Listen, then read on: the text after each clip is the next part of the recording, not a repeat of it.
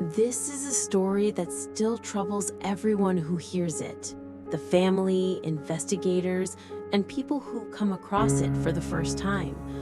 A story where reality twists into strange details and logic stops working. In May of 2008, 19-year-old college student Brandon Swanson was returning home after a long day.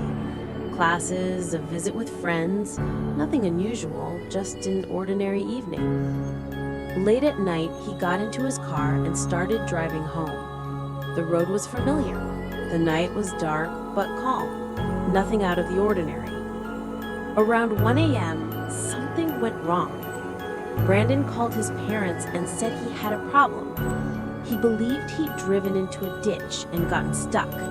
The car wouldn't move.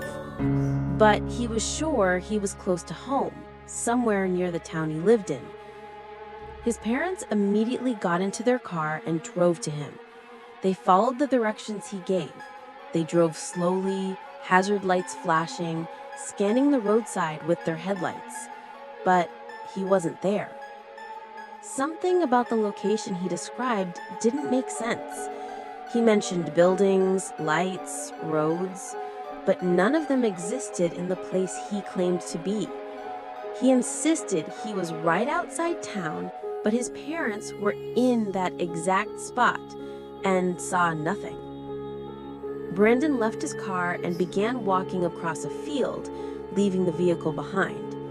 He held the phone to his ear and tried to navigate in the darkness. You could hear the wind moving through the tall grass, distant water, faint sounds around him, but he didn't recognize anything. He tried to describe what he saw, but his words didn't match reality.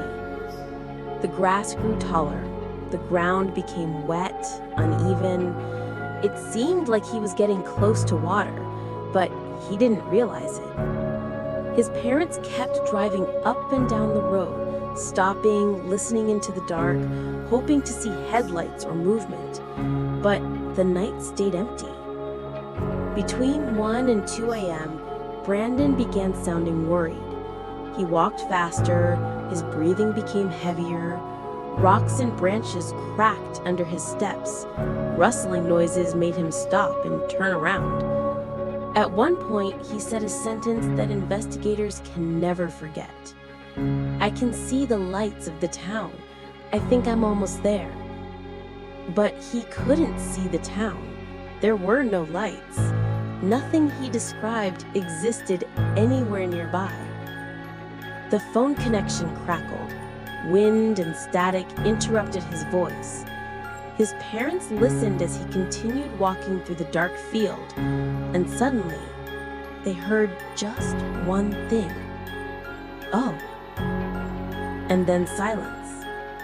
No scream, no splash, no sound of falling, running, or struggle. Just that quiet, confused, "Oh." As if he saw something or understood something, and the call ended. The line went dead. Almost instantly, complete darkness. He never answered again. Search teams, dogs, helicopters, hundreds of people searched the area. Dogs tracked his scent toward the river, but not into it, as if he was there but didn't enter it. His car was found miles away from where he said he was, in a completely different direction, as if he himself didn't know where he was standing. No signs of a struggle, no personal belongings, no footprints leading anywhere clear. Despite massive search efforts, despite days and weeks of searching, no body, no clothing, no phone, nothing. Brandon Swanson vanished between 2 steps and one short sound. What happened that night remains completely unknown. Some say he might have slipped into the water. Others think he fell, got injured, and crawled somewhere unseen. There are theories about an accident, wild animals, or a hidden ditch. But none of the theories explain everything. They don't explain his strange descriptions of places that didn't exist. They don't explain how he ended up so far from where he thought he was. And they definitely don't explain that quiet sound and immediate silence. This is one of the most mysterious disappearances in modern America, a case full of questions and empty of answers. The story of a young man who simply disappeared. Where did Brandon Swanson go? And why has no one found a single trace of him?